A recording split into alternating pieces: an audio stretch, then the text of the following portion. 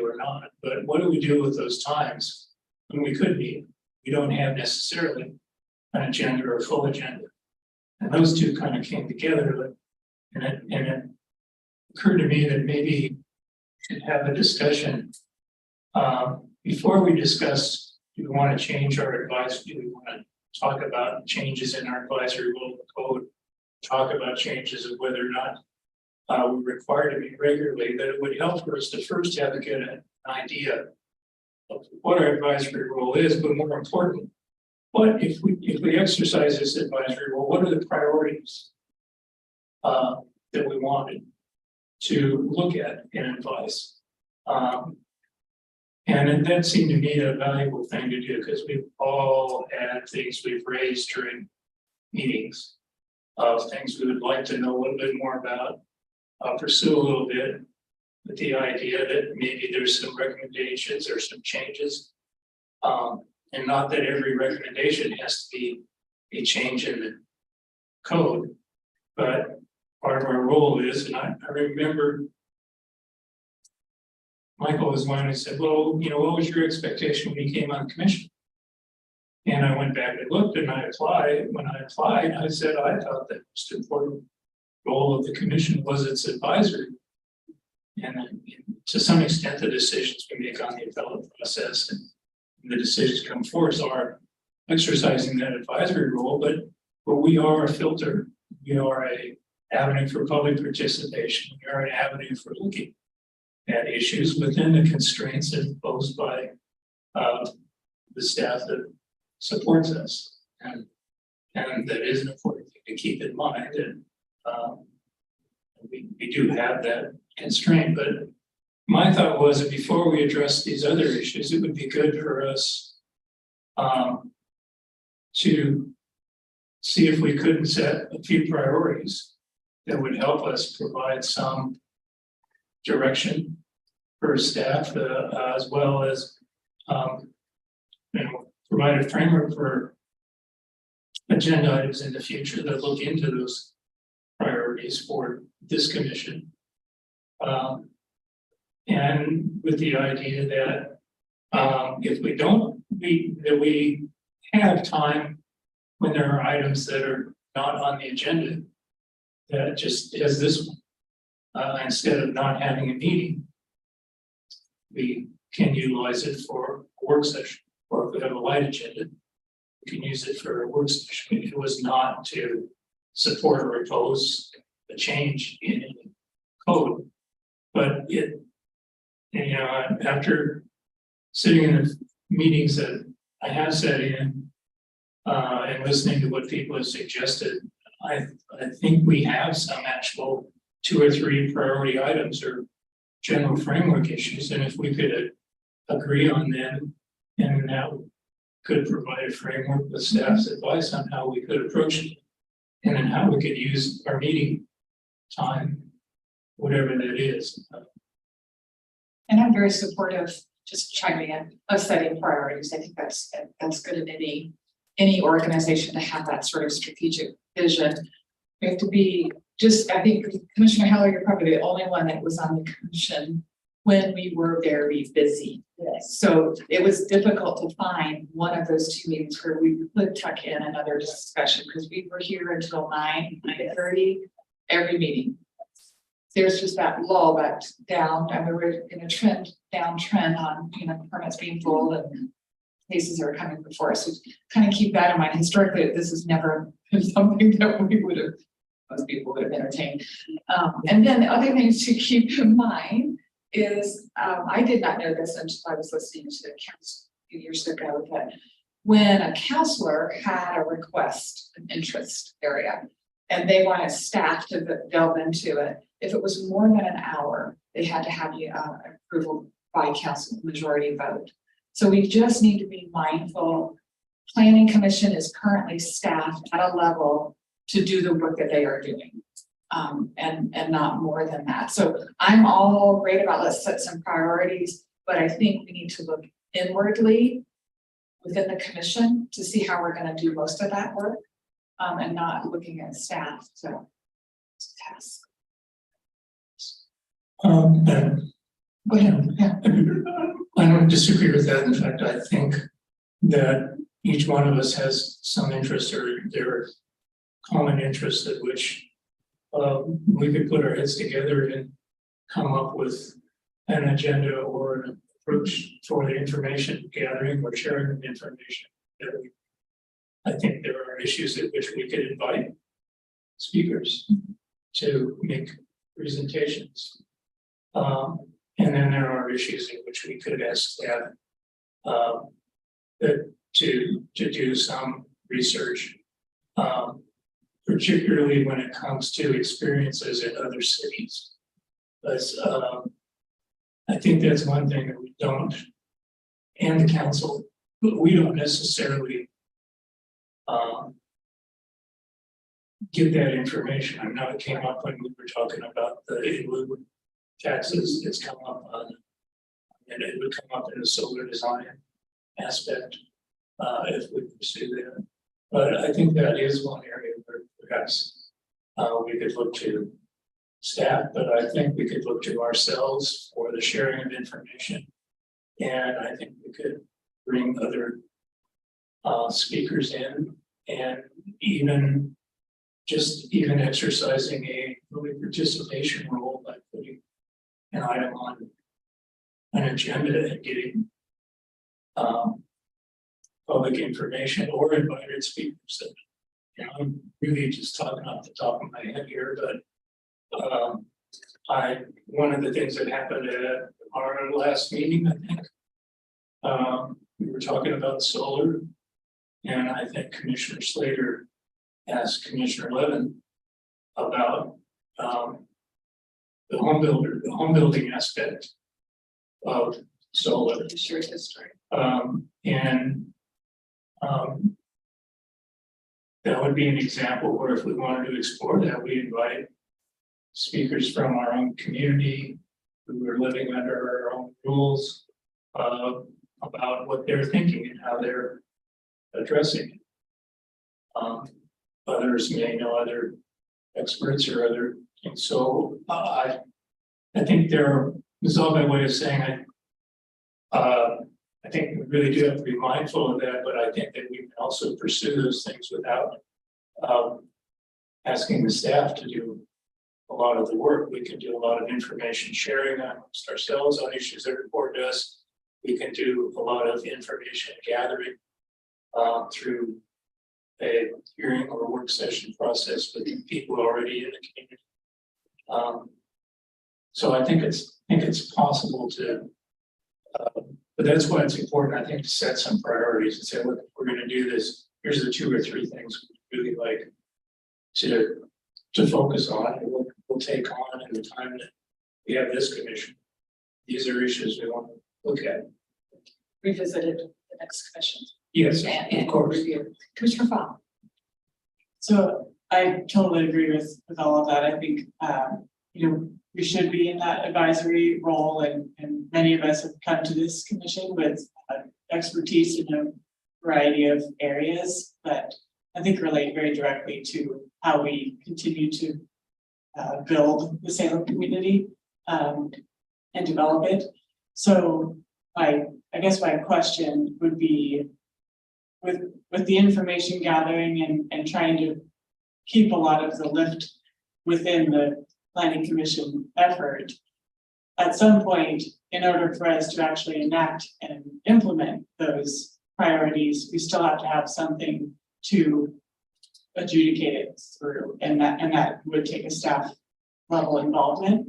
And it does make me think very specifically of working in jurisdictions where they have additional design requirements for development, and in many cases they extend essentially to the urban growth boundary, which I think makes sense in many cases. For example, City of Corvallis has pedestrian-oriented design standards, which I find to be a very beneficial and impactful approach to creating walkable, equitable cities. And the way that it's structured is a very flexible yet still required approach where you sort of select from various categories, and there are a range of methods that and sort of level of intensity that you can apply to a project depending on what the development is. So I think I would love to see an exploration with something like that over time could be, you know, eventually implemented as a required portion of the design review process. Updating the UDC, which is your favorite thing to do, isn't it? Well, just to speak to that, I don't want to speak too much, but all our mixed use zones have design standards, all the multi-family zones have design standards in downtown. And we greatly expanded that in our Salem, but it's been less than a year, so I know Commissioner Slater and I have talked about this, you know, oh, why does that project not look any better? Well, it's in a new mixed use zone, but it came in before, or it didn't trigger it because it's not a new building, et cetera. So those are the kind of things that take decades really to see the difference, but there are a couple of mixed use buildings just south of downtown, so they get through the approval process, which I think they will in the next year, then that, you know, is something you can see the fruition of not only the commission and the council expanding where we have mixed use, but we also adopted pretty stringent design standards in those zones, so we didn't used to have signals. It just takes a while to see the end result. Commissioner Fott. I think part of that process though is continuing the awareness and education of everyone who's not sort of intimately involved with those standards as, you know, being the mechanism for ultimate approval or not. If we don't have an understanding of what is expected, then it is more difficult to actually make informed decisions on that. And I don't think anyone joined the commission to just sort of move things through. There should be a responsibility that we carry to be stewards of the community and you know, hold that up higher, I guess. Other thoughts? I'm gonna hear from everybody, including you, Commissioner Augustine. You just get ready for me. Commissioner Slater. Yeah, so one of the challenges I think in having these conversations is the recognition that we have limited staff ability to pursue things. And I'm very well aware of that because I do have 13 ideas a week and I crush almost every one of them because I'm aware of that. But there surely are things that I would like to see changed and things that were not necessarily brought up in our Salem process, in part because I didn't want to load it down with things and see it fail. It was a pretty ambitious program for Salem, I thought. But in the example of renewable energy resources, I mean, I would like to have some more information brought to the commission, which I'm happy to organize. But at the end of the day, I think where it gets to is we want to initiate some sort of code change. And then I assume that would fall on staff. And I guess the question is, what level of tolerance or ability is there for us to, you know, explore 4 or 5 issues and then say, okay, we want to pull the trigger on this one or that one. And how does that process work in a way that fits in with the current demands on staff time? Well, I am not speaking for Lisa because I am not in Lisa's shop. But I think that's where prioritizing the issues comes into play. So if solar is our number one, or if it's, you know, enhancing more our walkable, equitable communities, one or two of those, we've got to let staff know which is of highest priority. And I know there's usually an ongoing list of suggested changes, updates to the UDC that they do every few years. So, but however, we distill our enthusiasm to a tolerable amount, it would hopefully go on that list. Okay, Commissioner Slater. Yeah, so I think maybe it would be helpful to hear about that list and how things get on the list and how many things are on the list. It's just Lisa. It's Lisa, okay. Yeah. Take Lisa out for lunch. What we have in the past noticed certain trends, like I'll give you multifamily housing, for example. The lots we don't have the perfect flat lots anymore that are so easy to build on. We're running out of those. So how do we make changes to the UDC? And we did make them so that there are exceptions to the rule.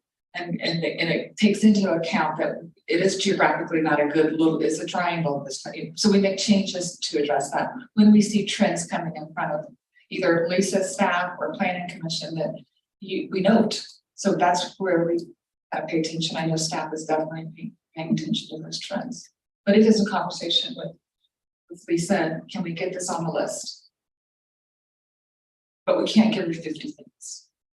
I mean, 50 issue items. There might be one issue with lots of suggested changes, but I think that's where we have to be mindful. But follow up. I can see your. No. Right, I agree with that. I think that would be, I think if we have a process that would allow us to explore a few issues and rank one or two of those issues, that would be a significant, it would be a significant improvement in the commission, in my view, and a very, I think, reasonable and balanced thing to do. And I think we've done that in the past. We just have never identified it as a priority. The example I gave you from multifamily housing, none of the commissioners said, oh, this is going to be a priority. No, they just noticed the problem. And then we tried to fix it. You see changes, Commissioner Heller. Well, I agree that the Commissioner Slater about not spinning out the staff with too much to do, but he's right. It's a good idea to come forward with things we're interested in that we believe need changes and rank them and vote on it. Mm-hmm. And I think that's important. I think we need to expand what we do. Commissioner Augustine, what do you think? I was just gonna ask Lisa, do you feel that your team even has the bandwidth to be able to take some extra work on that we? No. I mean, we do keep a list, so we call it the bucket list, that Bryce keeps. And so when things come up, either something small, like, oh, that's not what we even meant, or it's identified through an application or something. Some are small, some are big, some have been on there a long time, we've not been able to tackle. But every few years we do a code amendment, we go through the list. Or if we're doing it on something totally unrelated, but we're like, this is small, we can add it in. That's why some of our ordinances are so long when we get to a code amendment. But Bryce is actually a current planner, so he does most of the code writing. He's a current planner, and he's a senior current planner, and he does all of the design projects, all the kind of really big complex projects, everything in Fairview, mixed use area in Blue Creek, all that was incredibly complicated. And him and Aaron are the only senior planners, and so all the rest of the staff are either vacant, lots of vacancies, or they're planners that have been a planner for less than a year. So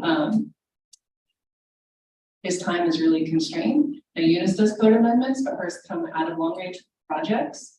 And she's more than full up to the top with the climate friendly rules the state has us doing. Our transportation plan that we're updating, she's our ledge liaison. She's just, this ledge season is crazy. Like every bill has to do with housing and planning regulations. You'd ask me, Commissioner Slater, about advocacy. I'll just say if you want to be able to apply any standard after June, you should be paying attention to what's going on in the legislature right now. Because it may not matter our opinions or any of our design standards or anything else we adopt, with the rules that are being considered, the laws that are being considered, I should say. So it's difficult, but I don't think that there's anything wrong in identifying projects and priorities, and then we can slot those in. I mean, I never can guess what our workload or our staffing is gonna, look like 6 months, a year out. I mean, we do have a lot of follow up our Salem projects for our long range planners, but maybe we'll get another long range planner. The council could be convinced. We have 2, and Eugene has 8 in the same size. So we're severely understaffed in long range planning. But we keep a list, and we never know when we're going to get to it. So I don't think there's anything wrong with the commission identifying priorities, especially because some of the things that we're talking about are also being talked about at other committees and commissions and urban renewal agencies, that kind of stuff. So I think there could be overlap. I just think on some of those, I'm not the expert because they're not in the planning division. And so as I was looking at Commissioner Eaton's list of things, that you are maybe interested in, I was thinking that maybe some of what we need to do is have some like cross meetings with people that are from other departments or commissions and boards. So we can get a better understanding of what they're doing and how it relates, because I'm not an expert on what funding we're doing for affordable housing, but I know the city's doing a lot of it. I just can't come here and like rattle it off like sending code. I also think, and I did get some clarity on the mayor's desire to look at boards and commissions and what everybody's working on, and if they're have the right, you know, makeup and are tasked with the right things.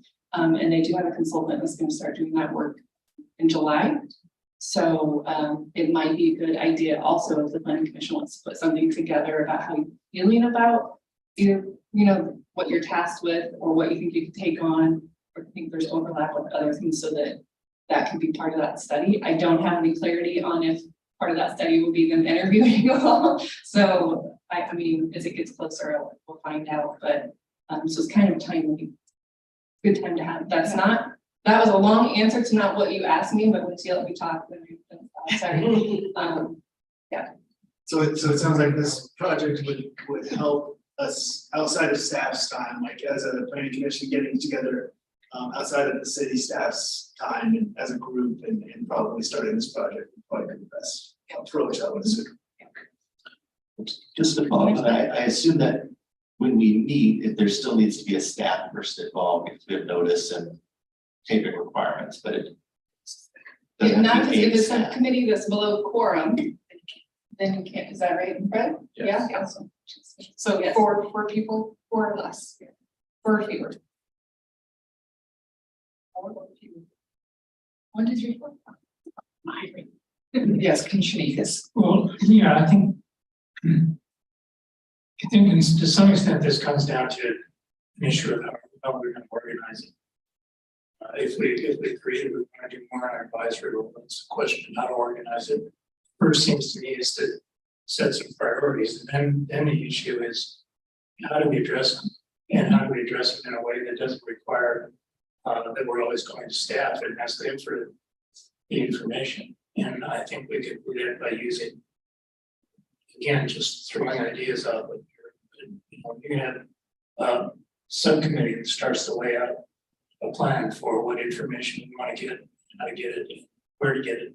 It doesn't necessarily involve staff making a presentation or gathering information themselves. We do have a public participatory aspect to our work, and we can utilize that and utilize some of our meeting time is not taken up for that purpose. And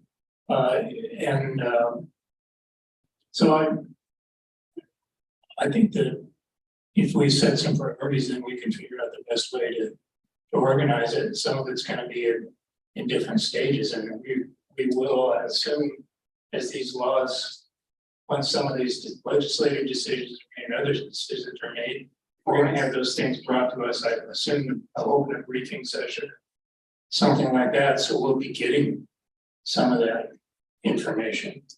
You know, I'm trying to go through the issues that I've heard people talk about, or that I have. Solar was one of them. I've told people I still think that the connection between the transportation plan and our Salem and land use planning needs some examination, but that may come about just in the process that's already set up. We'll do. I think the issues of call them amenities, but were raised last time. Electric vehicle charging stations, open spaces, community facilities, and large developments, and even the walkable, putting those all in this amenities category. But you know, we were talking before the meeting about how we have new regulations that may accelerate the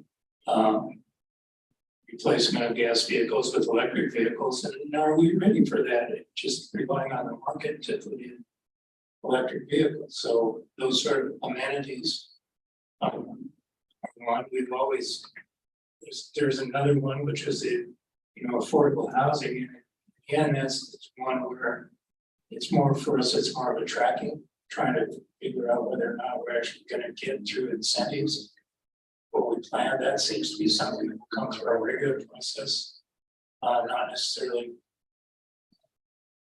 something there. So we've got solar design, we've got the local pathways, we've got the amenities. We have a few things that I can remember that people bringing up, not necessarily characterizing them in the specificity that other people have brought them up with.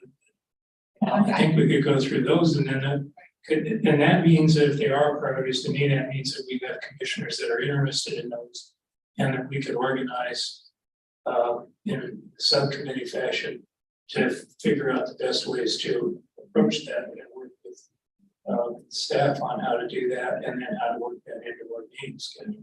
That's a great approach. So let's have that conversation, because I'm hearing from everybody that conversation about priorities is appropriate to do. But just for historical perspective, the Commissioner Hill remembers Commissioner McKinley, Vice President McKinley, and he probably was 7 years ago, 6 years ago, 7 or 6 years ago, had the same sort of earnest interest in education, youth, involving them in government, involving the planning commission. So he formed a subcommittee. The end result was a new city flag. So we had somebody at the charge who was willing to do that work outside of staff time, and he plowed it through. So we've done this before, but I think it's a great idea to set priorities. So what are people's priorities? Mine's solar. I'm only here for 7 more months. So my priority's not very big. We'll go with each one. Why don't you start off, Slater? Sure. Yeah, so I'm interested in renewable energy resources, and I'm interested in renewable energy resources and other technologies that are going to allow us to reduce energy consumption, such as heat pumps and things like that. I'm particularly interested in how we expand the footprint of that in our city dramatically. Commissioner Helen.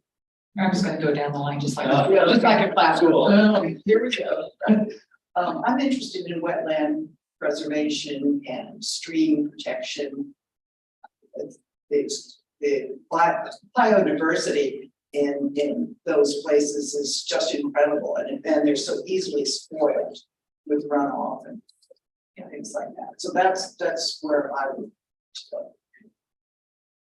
Chicago's team. I'll be definitely interested in looking into solar more as well. I think that has something to do with Slater's topic as well, so we can kind of join those together. I would think. Commissioner Fox. I'll echo all of that.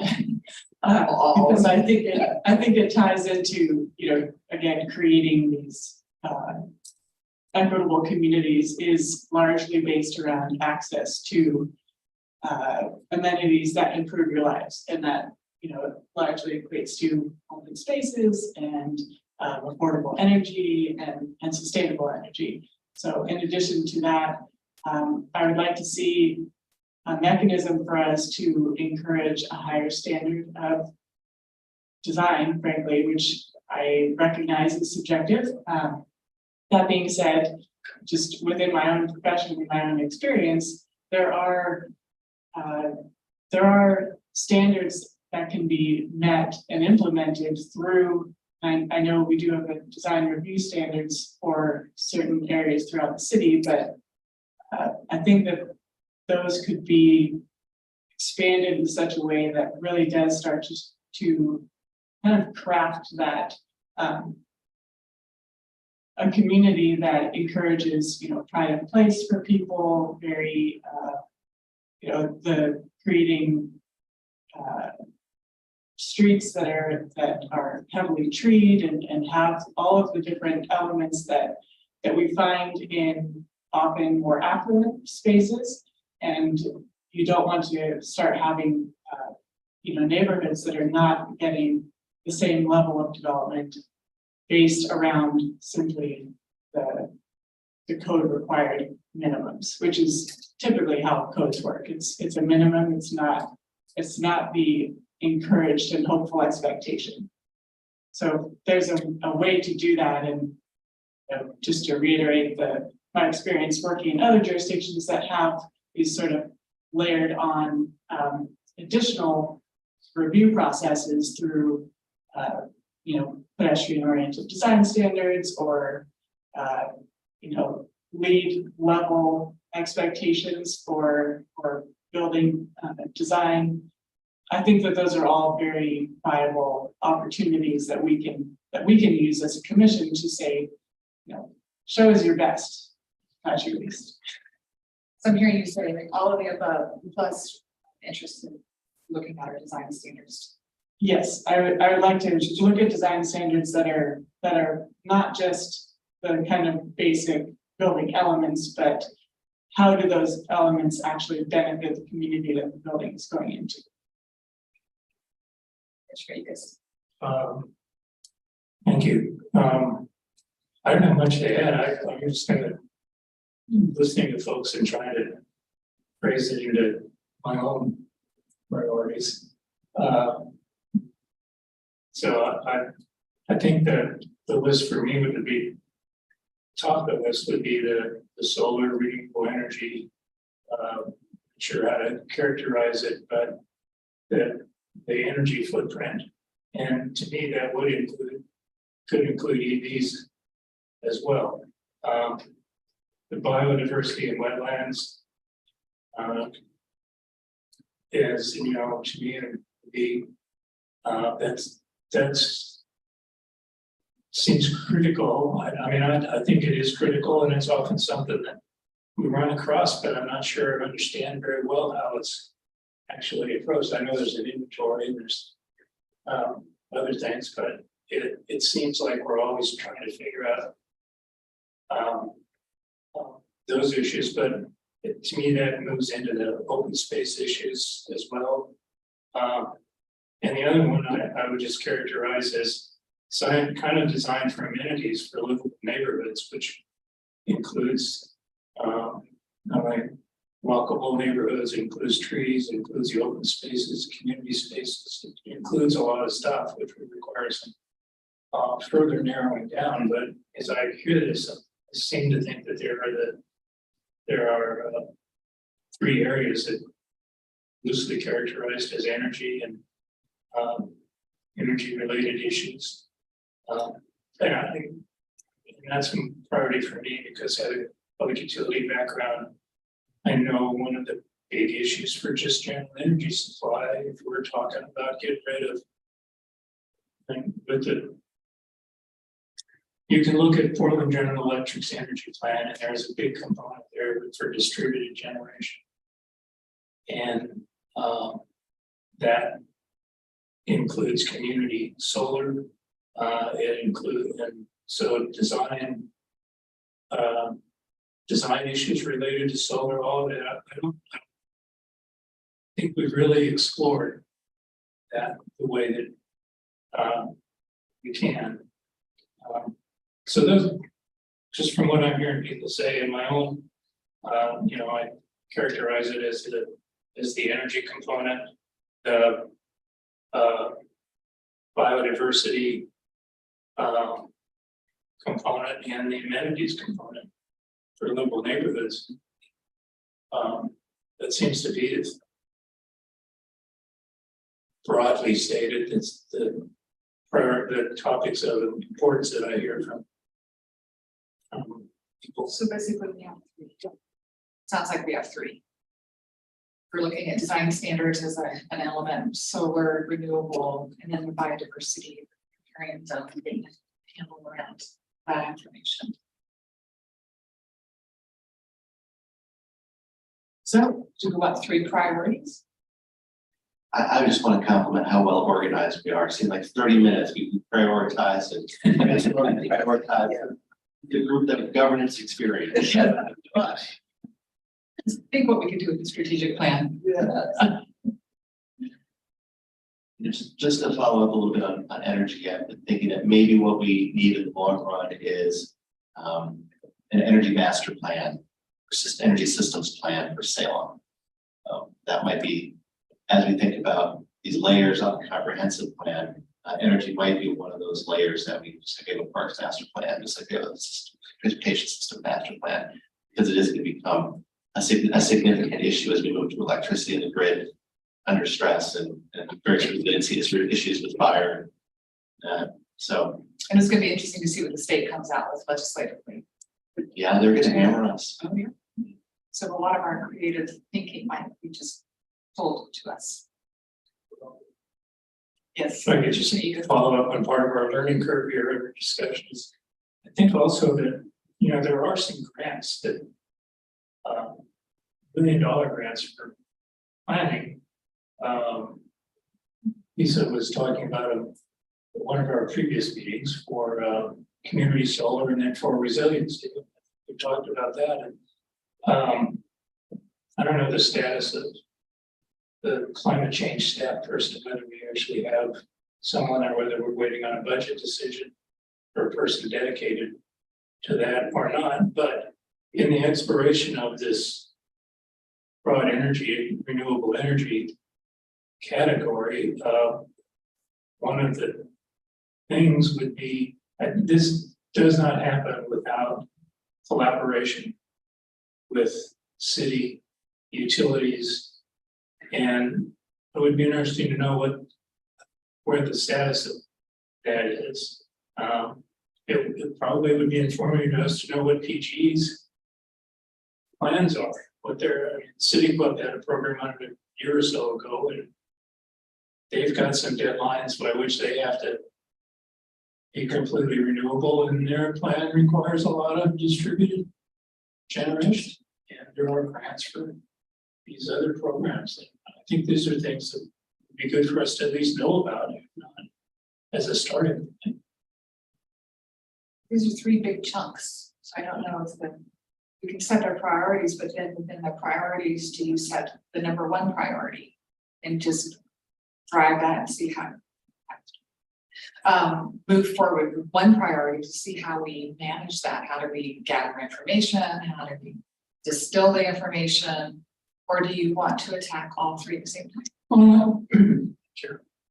I think I gotta learn to turn my mic off, otherwise just keep talking.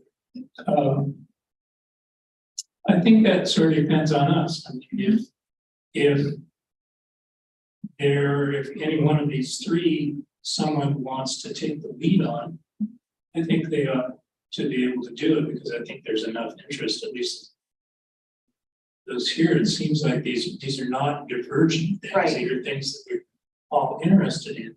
And it might be that if one or two people want to take the lead on how we might address that, or what information you might want to try and get to start with, I think that would be fine, because I'm afraid that if some people have more expertise in areas or interest as well as expertise and background, and if we just set one priority and focused on it, we're sort of losing or setting that expertise and that interest. That works if you've got three people willing to be leads. Yes. Yeah, I mean, it's up to us. Yeah, it's up to you. I'm just saying if there's people that are interested in what Right. do one of those, I'm concerned that we just say, we're only gonna pick one and that's all we're gonna work on. Leave. I didn't want to ask Slater to do all three. I thought he'd kill me, so I thought maybe. Well, we do have. So what do we We think? do have an amenities person, we have someone who brought those up, so other than. Gary and Bruce. My thought is that we could certainly invite people from different fields and have hearings and information sessions, as long as what we're doing is that we're ranking any requests to staff in terms of work. That seems to be where we have to be thoughtful about and ensure that, you know, they all don't peak at the same time and then be put at the bottom of the bucket list for Lisa's successor to handle in 2050. Right, 2050. I gave her a long tenure. Okay, good. Commissioner Bob. To that effect, I think it might be a good approach to have, set a deadline, so we have, maybe 2 months or whatever it may be, to put together a kind of an outline of what the priority is, how you see it moving forward, you know, what those kind of action items would be, just broadly. And then present that as a plan that can be voted on by the planning commission as something that either moves forward, something that requires additional review and information, you know, before it moves forward. And I think that there would be a sort of natural ranking of just achievable and feasible strategies that we can implement, and then those that maybe are more of a long range approach that we can organize within, you know, the next few years or however it may be. And I'm happy to take the lead on something if need be. I think you would be the one. Design standards, even in these incorporating all of that into. And commissioners. Or you can work with, you know, commissioners. You just can't have more than four in some meeting. Sure. And I do with streams. Okay. Where are you gonna plug in? Sure, you just, you have a. Well, I think I'd like to, excuse me, I purposely muted when you asked me that question. I think I would obviously I'd like to work on the energy thing, but Yeah. I would really also like to work on Kaylee, the entities coming from an unimproved street that's been a low priority for 35 years. Oh gosh, I wonder what street that is. Commissioner Paul. I will say, I think that these do all kind of go hand in hand with each other as, you know, as things progress, we'll start to find commonalities as far as, you know, what supports additional solar. Well, ultimately that is supported by an expectation and a kind of, you know, an a la carte series of options that maybe can be selected from during the design process that encourage everything that we're talking about today, which, you know, becomes this more open and flexible approach to requirements, because at the end of the day, you know, we will get pushback from developers on additional requirements, but I think that there's a very strong argument to be made that at the end of the day, the developers are developing property and projects for the people in the community. And so there does need to be a kind of ever increasing level of expectation that those projects are contributing to the community, and it becomes a mutually beneficial experience. So when in the process do you see bringing in somebody like a developer into your conversation for your subcommittee work? That's a good question. Probably early. I mean, Yeah, I think too early. Yeah, I think that those are conversations that should be had at the very beginning. That way you can manage expectations from not only the kind of idealist in all of this, but also there are realities that need to be addressed. But it doesn't necessarily mean that just because it's been done that way doesn't mean that's how it should be done. Yeah. And then I go see cross pollination between all the leads, all the three leads on the work that's in your draft. I'm sure you can. Well,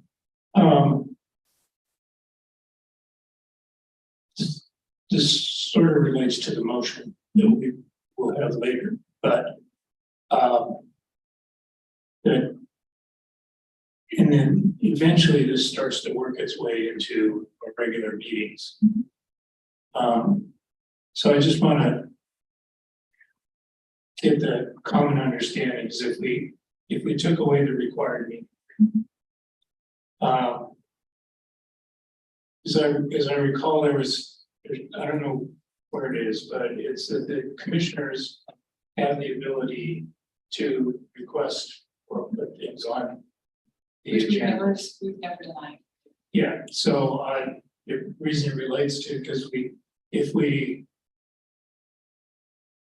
take a requirement that we don't have to have a meeting every month off. I just want to make sure that it does mean that, we can still have meetings if commissioners have things they want to put on the agenda. But my motion doesn't preclude that. No, I understand that. I just wanted to make sure about what it's on the record and what our understanding was, because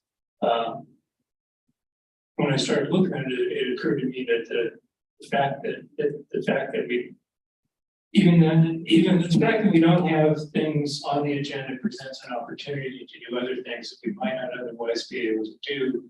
The issue is often the timing of when we know there's nothing on the agenda and scheduling it, but our ability to request that things be put on the agenda. The agenda might not be the next meeting. We know that there's something we want to put on the agenda, and we know that we've got time available.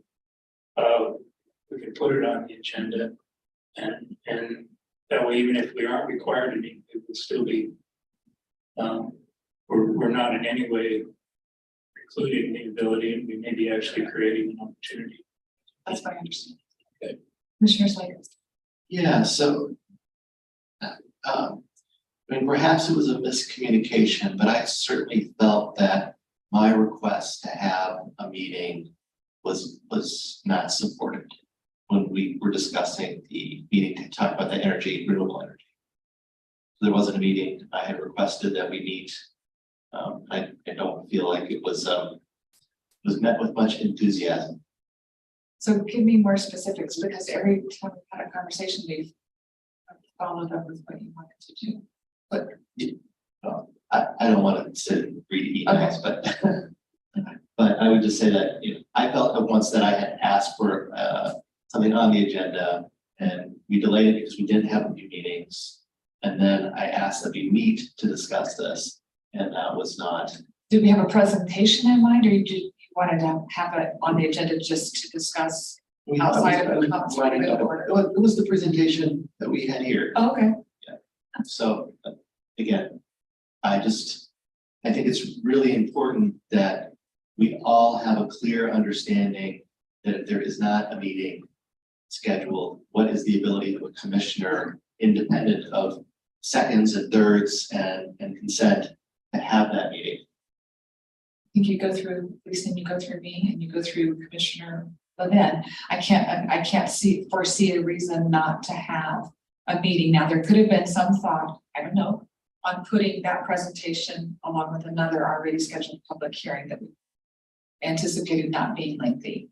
So that's I see that as an efficient use of staff time rather than having two shallow meetings, not meeting topics, but shallow meeting time. Why not consolidate that into one meeting? So I don't know that. But my motion is not intended to preclude that opportunity for commissioner or staff to schedule a meeting for a reason. I appreciate that.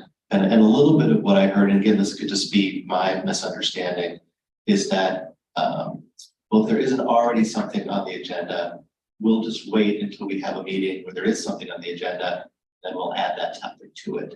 So again, we had the situation where we are potentially skipping meetings.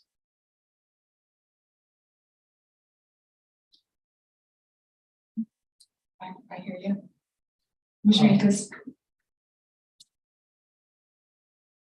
I'm glad Michael brought this up, because I think it is something that before we decide to take away the requirement meetings, that we reach an understanding of what process it is or how we respond. It does occur to me that if we do have these, in relation to this context of these priorities, that if we do have these call the subcommittee, even though it might be a subcommittee of one, but that a request from the subcommittee would have some weight when it comes to the scheduling issues.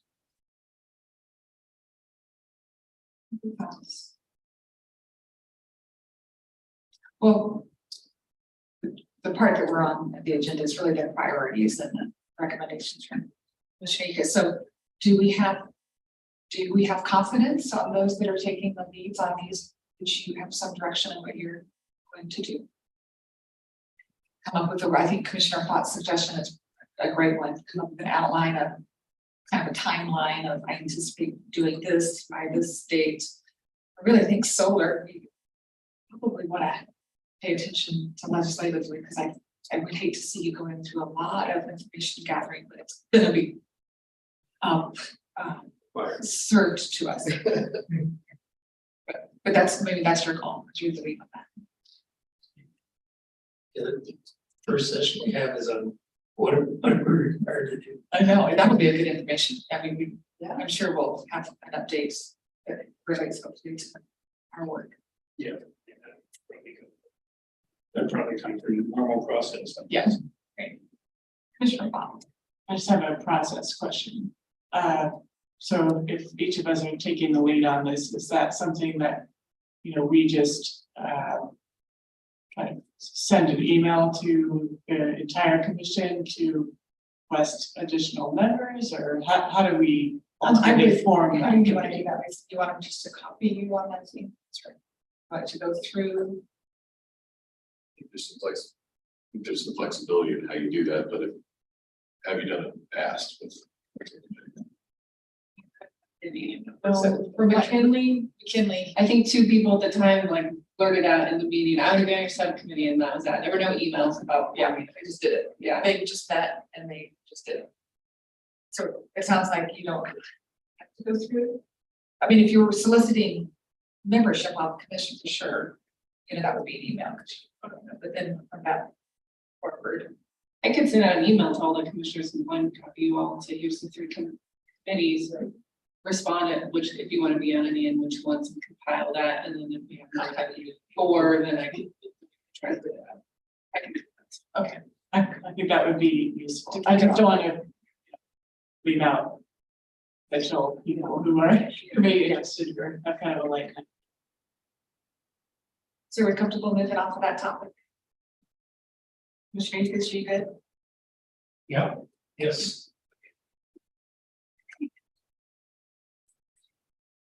Okay, so we're moving to item 6.2, the motion to remove the language requiring the planning commission to meet at least once a month. I am fine putting in additional language, which that would bring some comfort, which does not preclude commission convening to discuss. I don't know how to put that. But if that's going to bring you more comfort, even though my comments are on the record and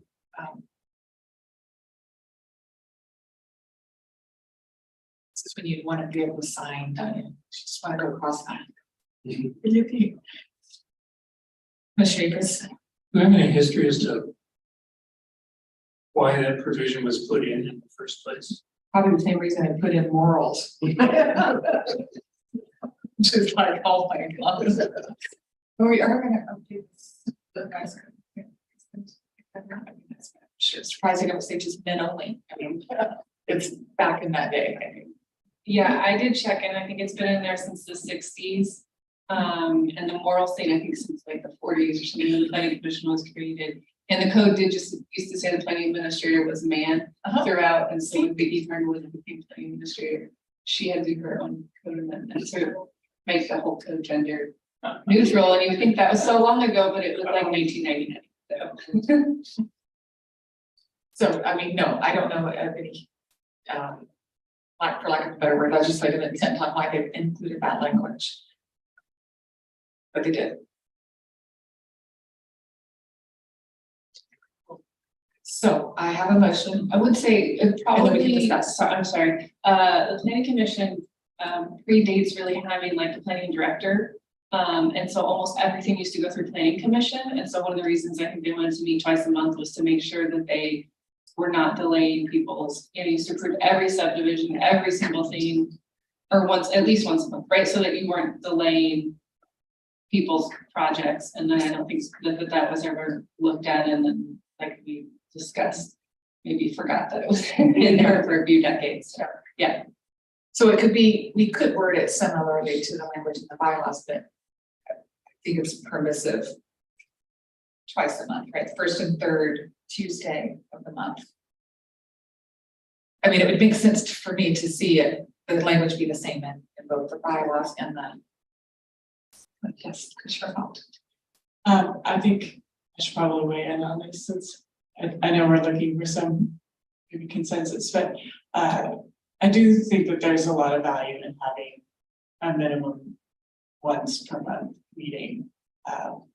It just ensures that kind of clarity that this is a very active commission that has a very prominent role within the planning process and with working with city staff and once a month is, you know, a very reasonable amount of time to allocate based on the application process and we, as often happens in times of lulls in, well, certainly within design field, that is a great opportunity to you know, reflect on what you are doing and find opportunities to improve your work. So I would support maintaining a once per month. Hear that? So just playing devil's advocate, because I'm only on here for 7 more months. I don't really care what y'all do. You and your desk. But for example, the work that you guys are starting to do, that means that next month we do have something planned. But in June, if we don't have a case in front of us or we don't have signed code and you're not ready to present, we just come and we meet and just convene and adjourn with another topic. So that's what I'm trying to, I'm just never in favor of having a meeting for the sake of having a meeting. But if there are agenda items, we should meet at least once a month. And this was really a moot point a few years ago. We never had the kind of lull that we're in right now. So that's what, but I get your point, and I will, you know, definitely go with you and the Commissioner Eakers. I have a question, because it seems to me one of the problems is when we know that there's nothing on the agenda. And do we know that in enough time to plan a meeting where there isn't anything on the agenda? Because I mean, my concern is kind of the same concern here, is that this is a opportunity that we could take, but If we were ready. always seems that we don't. I don't know how far ahead of time staff has a sense of whether there are any agenda items or not. I mean, it seems to me if we don't have anything and we still meet, it doesn't, instead we still decide to meet, it doesn't include something coming up as it, in order to be added to the agenda or some land use or Let's get those things, but you know, I just wonder when we could get a heads up that we have a shallow agenda and or a dry agenda. And when I add something to it, I think that timing kind of is important, because if we do have this opportunity, but we don't know it in time, we may not be able to do anything. Well, at the end of the agenda, we have the fly sheet, so we put upcoming meetings and what we know about this as future items. So that's what we know when, as the date of like this agenda. So if you have your agenda, whatever, second page, bottom, future items. That's the extent of Shelby and I knowing any cases. And things can't come up too late because there's notice requirements for cases, right? So Shelby has deadline shooting, tells the planner, your case isn't ready to like send out notice by this date. You don't have enough time to get on any commissions. You need to look at the next date, and that's at least 20 days, but a little bit more than 20 days because 20 days is the minimum for the notice, and obviously Shelby needs to do some work in the print shop to get the notice together. So generally, like 25 days in advance, we know if we're going to have a case or not, which is why we can put these out. Now, if it's like the sign code, well, even then it has notice, so we might bump something like a code amendment. Obviously, we bumped the sign code twice. Poor Aaron's a little behind, but he's getting there. But for current planning cases, we're gonna know 20-25 days in advance. So, excuse me, so actually so what is the notice for the planning committee, the planning commission agenda? It goes out 1 week in advance. So there is a period of time in there. We would have a sense of whether or not there's an open agenda that we could take advantage of. Commissioner Hall. I have an amendment to my earlier comment. I think that maybe there could be some language that says we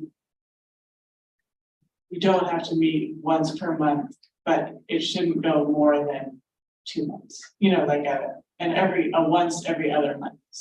I don't think it should be just removed entirely. I think there should be some expectation of meeting.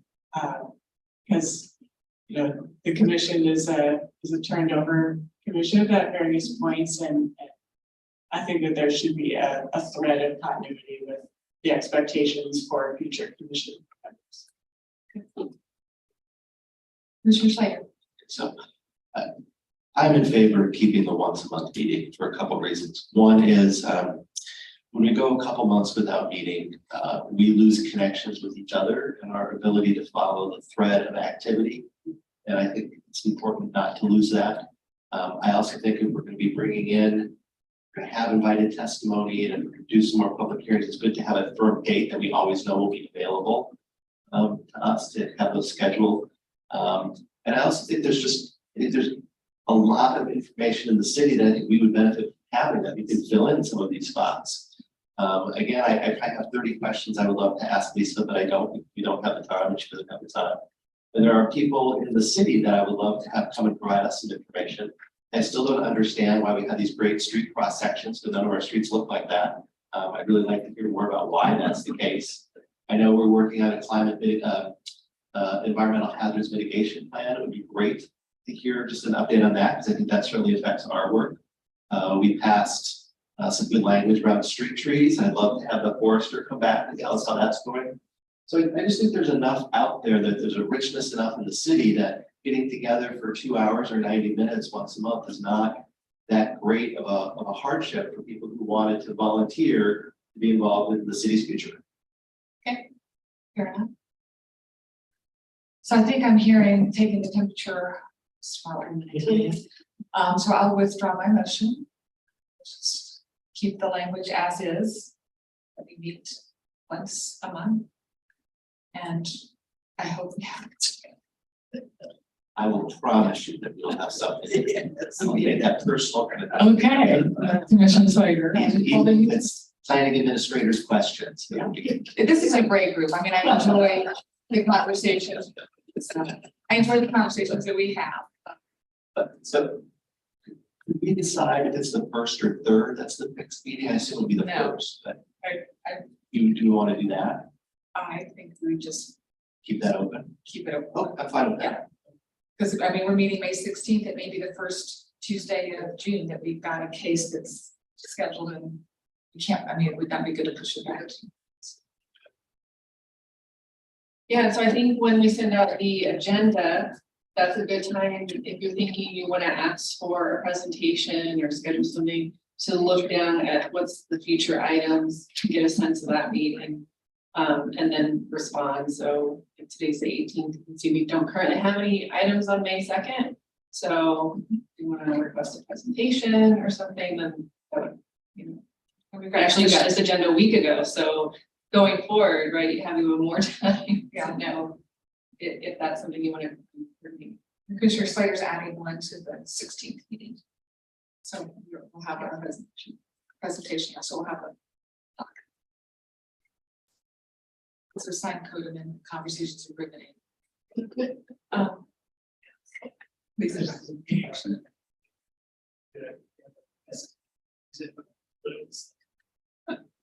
So one of the conversations we had was about canceling the meeting and who makes that decision and how it's made. I don't know, we talked about it as a group, but if there's no items and we get past the point where we could send the notice, right? So we know we're not gonna have any items. We email, Shelby emails chain and asks her if she wants to cancel. And then she says yes or no, and then we send out a notice of cancellation. So I was talking about it. That's still the appropriate process moving forward.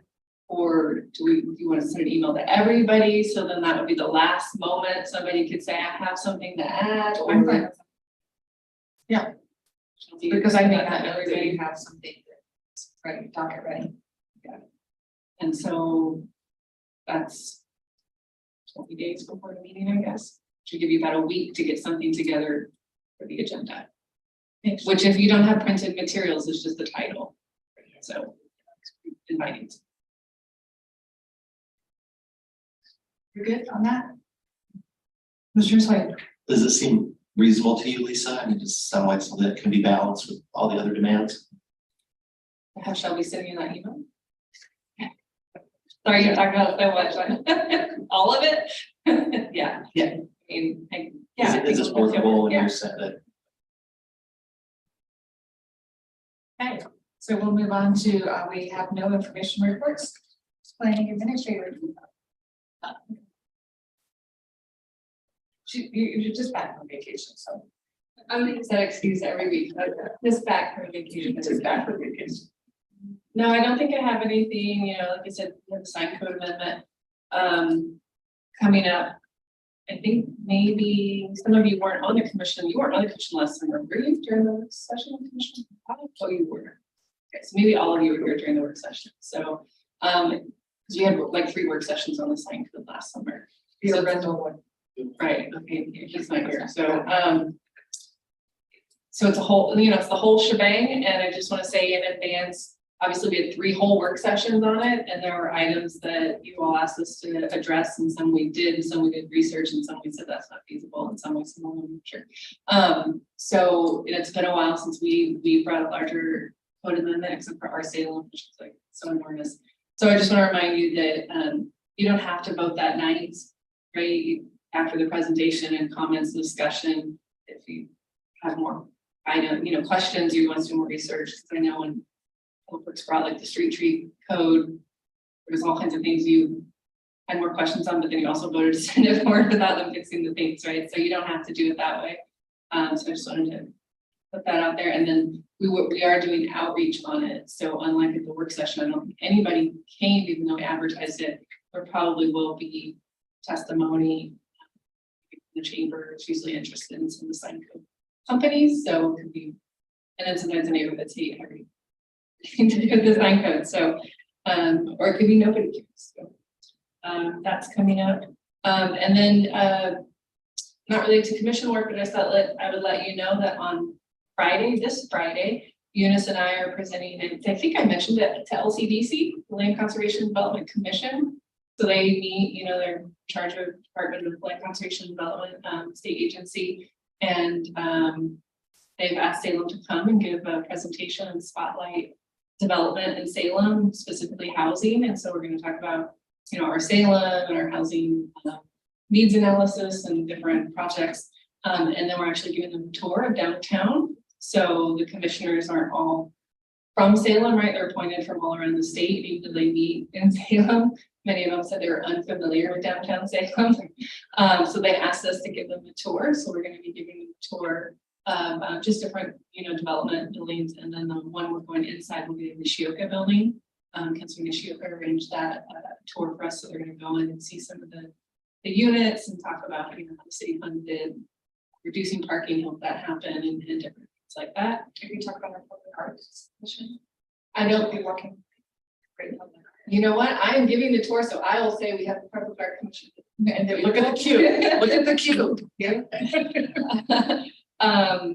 And they invited the press to attend, so might be in Salem reporter or something, and they've invited some state reps to attend, but I haven't heard if that's going to happen. So it went from a small to a thing, it's a thing now. now. Yeah, so you're just a little real nervous thing. about it, but anyway, so you might see if you're just downtown between 1 and 3 on Friday, if you see a group of people walking behind you looking confused, then that's the tour. But we're excited because they've invited a lot of other cities to highlight what they're doing, and in the planning world, it seems like everyone's really focused on Portland, and then outside Portland, it's Eugene and Bend. Eugene and Ben, you know, and you just are like, we did that with those people that are here, come on, Salem, you know, but people can go Salem that way, so. Is that a public meeting? It is, and they do live stream it. Yeah, and so they meet over 2 whole days, once a month. So their agendas are 2 full days, yeah, which is crazy. So actually, we're presenting during lunch while they're eating because they're so packed and Oh, good, they want to ask questions. on to it. I have a strategy. Yeah, and they have a really packed agenda, but so we're just really excited about that to be able to highlight what Salem's doing and all that good stuff. So just thought I'd mention that. We'll have, okay, and just a reminder, Saturday at 11, we're meeting with your gardening gloves and your tools. East Plaza to do work in dirt. Work in the dirt. And then speaking of the antiquated language in our Salem revised code. You're pointing to me when you say it. No, okay, so sorry. Antiquated, there is a great book, I don't know if anybody has read this yet, Lessons in Chemistry. But you should read it. It is a fabulous book and it really does go with the 1950s and women as chemists and just the absurdity of it all. Oh, and I'm sorry, speaking of Saturday, so before you come here or after, if you haven't had enough dirt, it is Public Archaeology Dig Day at the Willamette Heritage Center from 10 to 2. So if you don't know, we're doing he's doing a dig all month. Shirley Fitzgerald is leading it, looking for the Indian Manual Training School, and they found it's their 2nd year digging there. And they found what they think is the cornerstone of the original parsonage, and they're very excited. And they have a public day, which is very unusual in archaeology, but we've done quite a few, and it's very popular. So children, you know, they have stuff for kids to do, but also if you're just interested to come and see what they're doing, other people you might know. I bet they're not gonna have big wood donuts. Commissioners like this. I had a couple questions for Lisa. Softballs today, softball. Can you let us know what's going on with the true development? Did you read the newspaper? I did, but that's never enough. Oh, yeah, I mean, I think the newspaper covered it. So the former Turret Brother Cannery, which is just north of downtown on Front Street, has been sold or is being sold to a development group. And they have been meeting with the city staff about their ideas. When they came to meet with us the first time, they were pretty far down their path, and that they had, even though they didn't own the property, hired architects and had already reviewed the entire zoning code and the design standards and designed some buildings and like done a pretty, you know, good job. So they're proposing a few buildings and they're going to do in phases. So the first phase would be a lot of housing, not a lot of ground floor retail, but a little bit on Front Street side. Combination of some live work units, but mostly just apartments. Can't remember how many stories you're gonna ask, but I feel like it was 6, can't remember. Where the main cannery was, and their proposal is to keep 2 buildings that are behind it that are built, right? One's built actually over the river, which we couldn't do today, but was built before that was a rule. And another building that's pretty close. We require a public trail along the river when anyone's developing, so that's part of their plan. They're proposing parking inside the building, so you know, interior parking. It's a really tough site to develop, so they've had a lot of meetings with various staff. Obviously, Front Street is kind of a disaster when you're trying to redo an area to like a walkable mixed use when the train goes right in the middle, and we can't really control the railroad, and they're generally difficult to work with. So Public Works has actually hired we have a consultant on contract to look at different ways the street could be redesigned to see how that's gonna. There's some ideas about, we're gonna close lanes, or are we gonna divert Front Street so we can't go all the way through, because if you ever drive on Front Street, people go really fast to not go on Commercial Street. What would that do to Commercial Street? Developer really wants on-street parking, angle parking, where you would back out, which Public Works is concerned community safety hazard. So we're, you know, looking at that. It's a known archaeological site. It's where a creek meets the river, right? So, but there's been a lot of development and a lot of fill. So, but those are permits they have to work through and testing. It's obviously, like I said, in the Willamette Greenway, which brings additional development regulations. As part of their kind of due diligence, they did invite city staff to tour the waterfront in Vancouver, Washington. to give us kind of an idea of what they were envisioning. Some city councilors and the mayor, and staff went and did that a few months ago. And they seem to be moving ahead. I mean, when we first met with them, they didn't even own the property. And sometimes we have these big meetings or big, you know, and then you just never hear from the people again. And it's like, oh, it just didn't work out or whatever. But you know, it's in the paper and they said that they had. So I think it's moving. It can be really exciting. It's what the city's envisioned there. Since like the 90s, we've had levels of mixed use zoning there. You know, it's a pretty difficult site. I think it's what the Truitts really wanted. You know, it's kind of their legacy of when they sell the property. I think that we're eager and they're eager, and the developer is from Salem originally and has done all his development in South Carolina, North Carolina. But he's partnered with a development firm, as I understand, that did the waterfront in Vancouver. It did a lot of that. So, you know, he's a real developer. You know, sometimes you meet with people and you're just like, oh, well, then you find out they're not for development and never done anything and big ideas and don't, you know, can't actually bring that project to fruition. Big hat, no cow.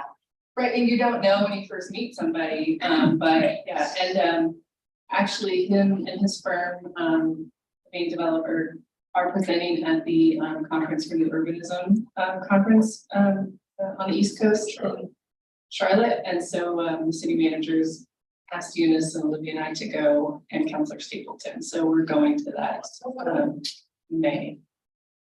So we had to sign up months ago, and I was like, what is the project trails? And I hate the city, and then we're there to see the presentation.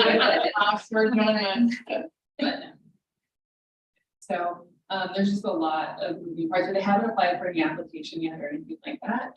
But they're still, you know, they're moving forward. Everybody gets some time to get there. What about that, the Rite Aid, they've got it all fenced off. Or, you know, the old Rite Aid, you know, right by the old TJ Maxx, I guess. Oh, yeah. What's happening? I feel like it got approved to be a dollar store. Great. It's just great. Let me go and check. And I'll send you guys all these, in case I said totally the wrong thing, but I feel like I remember it's gonna be one of the dollar stores. Other comments for the good of the order? Ms. Shrikis. Well, I'm just gonna say that Salem City Club, I believe on the 19th, will be having a program on what's happening downtown. Oh, good. And Who's your speaker? Kristen Rutherford. The city is one of our main speakers. We're still trying to determine some others. So people have suggestions on organizations for people involved in downtown. Downtown development or downtown design. Let us know and we'll see if perhaps approach them on the program, but there's a lot, there's a lot of interest, I think, in what's really going on downtown. And that it would include, I said, a little bit of an update on the Truett project, but we're planning, I think that's the last actual program of the year is on what's happening downtown. I'll probably make another announcement if we don't want to. We at Rotary, we have SVN, Sperry Van Ness, Kurt Arthur doing, he does it probably every other year for us. He does a great job. If you wanted to add him to the conversation. So just a couple of things for me. One is so on May, what is it, 16th, we're gonna have a presentation from the design team that did Mahoney and Crossing. So they're gonna come and talk about how they developed that and how they view design and working in Salem and what they could accomplish and how they accomplished so many wonderful things. I mean, cross laminated timbers, how cool is that? The other thing is I'm working with a landscape architecture class in University of Oregon.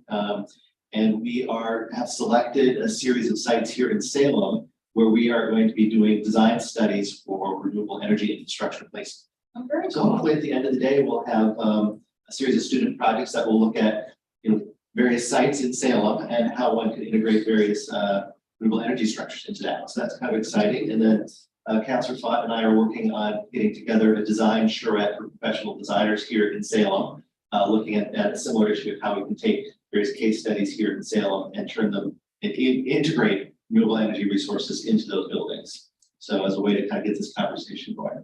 Sounds like you're already on your timeline, getting it. That's all in my head. All in your head. Any other comments for the good of the order? If not, we're adjourned.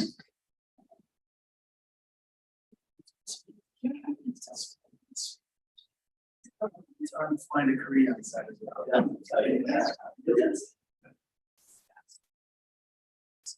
It's a